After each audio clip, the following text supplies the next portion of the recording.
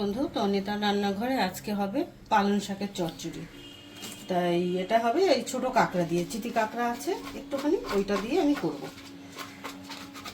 তো কড়াটাতে আমি তেল দিয়ে দেব, অল্প করেই দিলাম, একটু অল্প স্বাদটা।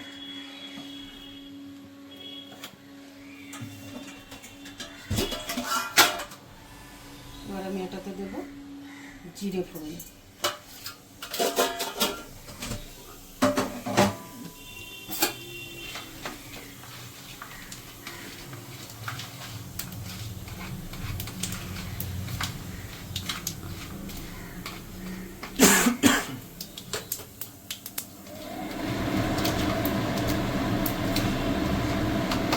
এবার আমি কাঁকড়াটাকে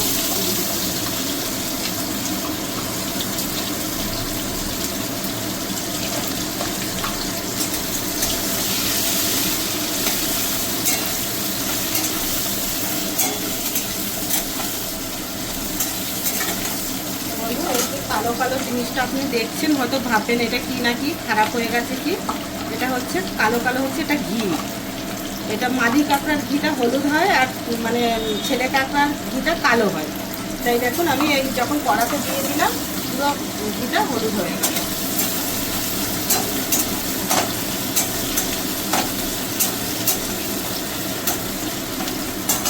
এবার কাঁকড়াটা ভাজা হয়ে গেল। এবার আমি এই আলুটা দিয়ে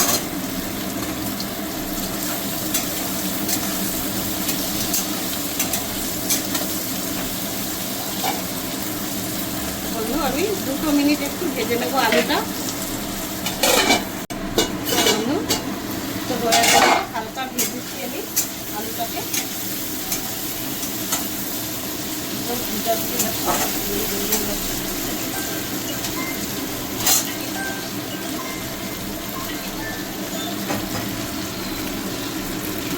এবার আমি দিয়ে দেবো পালং শাকটা। এটা পালং শাক, বেগুন আর একটা পটল, এই হচ্ছে।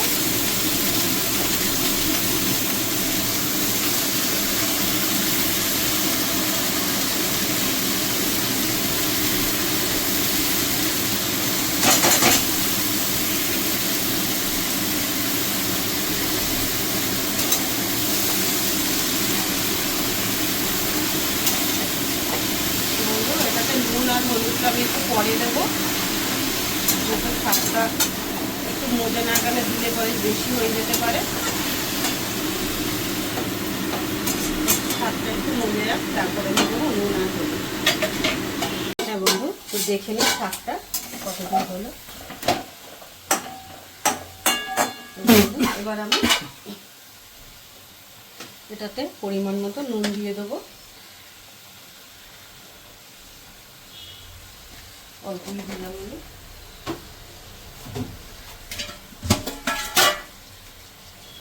আর দেবো তাতে একটু হলুদ, যেহেতু আমি লঙ্কা দিয়ে দিয়েছি সবার আগে কাঁকড়াটার সঙ্গে।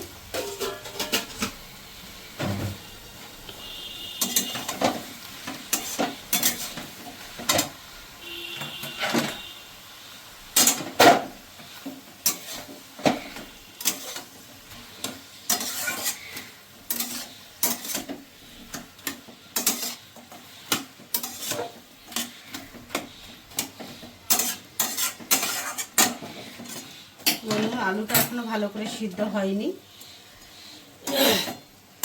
আর একটু ঢেকে দেবো। আমি ঘুরে আসছি 5 মিনিট পরে।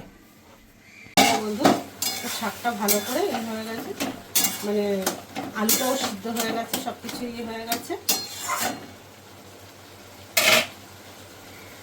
তো এটাতে সামান্য একটু আমি দেবো মিষ্টি, কারণ শাক তো একটু মিষ্টি না দিলে ভালো লাগবে না।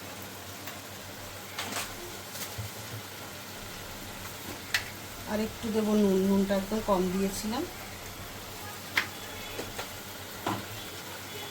আর একটু দেবো জিরের গুঁড়ো, জিরে ধনের গুঁড়ো ভাজা দিয়ে দিলাম।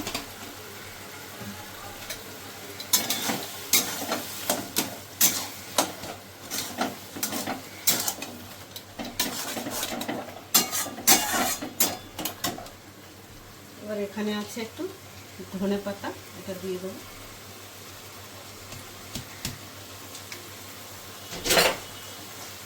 বন্ধু আমি কিন্তু আজকে এটাতে টমেটো দিলাম না, টমেটো ছাড়াই করলাম।